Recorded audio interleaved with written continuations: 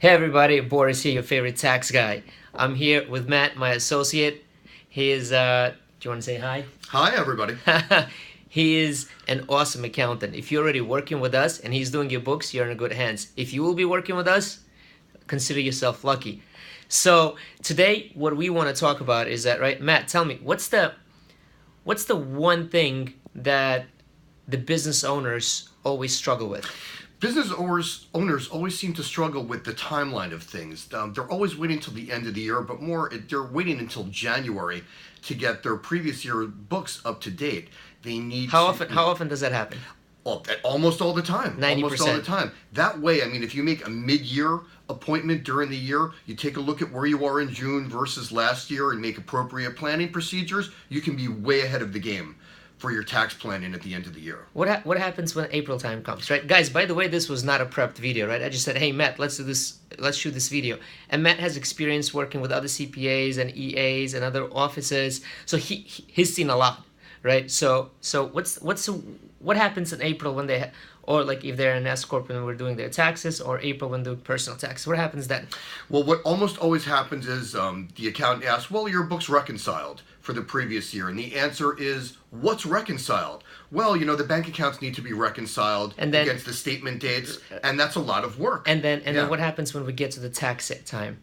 And when it gets to tax time, where is everything? What, did you have 1099 employees? Where are their W-9s? Where's the corroborating information with that? You need to have all these things together. And then when the taxes are done, what's there? When the taxes are done? Yeah, what happens then? When the taxes are done, they almost always ask certain questions like, why do I owe so much? Yeah, why do I owe so much? How can that be? Isn't there a way that I can know this beforehand instead of a week before the money's due? Or my favorite part, that profit is not in my bank account. That's not in my account, right? So the biggest problem, right? The biggest problem, like Matt touched on it earlier, and it's planning, right? It's like accounting is extremely important. We all understand that because accounting will show where you stand in terms of your profit, and that's what Matt does, right? He's an awesome accountant. He makes sure that we review the financials on a monthly basis, and then what we do with all our clients is proactive, strategic tax planning that can save you at least $10,000 in taxes. I'm putting together, as we speak, today I have to deliver a tax plan that has missed out over $5,000, I believe it was, of health insurance premiums, right? Now, health insurance, there is a certain way that you deduct the health insurance if you properly document it and you properly put together the procedures. The entire thing, including the premiums, including the copays, and everything else is deducted, which came out to a few $1,000s in tax savings. Home office, about $4,000 in tax savings. Another strategy within tax plan, within tax code that's buried in there, that if you get a little creative like I do, you can, even when you're taking a home office, you can take a home office conference deduction, right? Home office conference strategy, which will save another, the next client that I'm doing it for, I believe around $4,000 in taxes. Where is all that?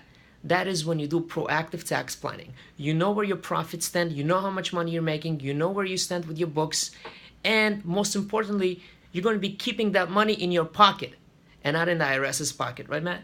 Absolutely. The tools are out there for you to use to leverage for your business. You need to take advantage of them in a timely fashion. They're out there for you. Or you need to stop being ignorant about all this stuff. This needs to happen.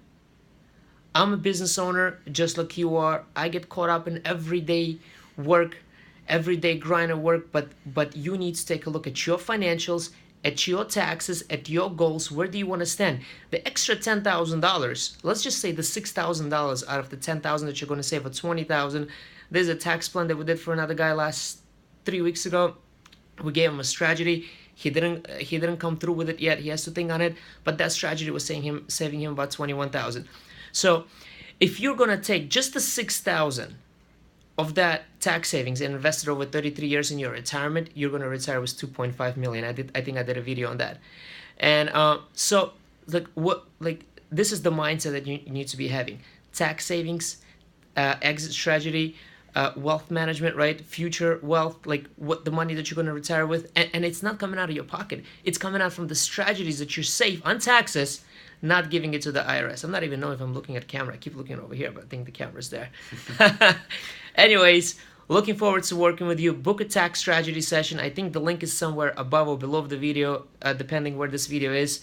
We plan for this video to be not more than 2 minutes, and we're already at 5 minutes, but I think this is a great video. What do you think, Matt? I think it's great, and just stay tuned for more videos that we're going to do in the future. Awesome.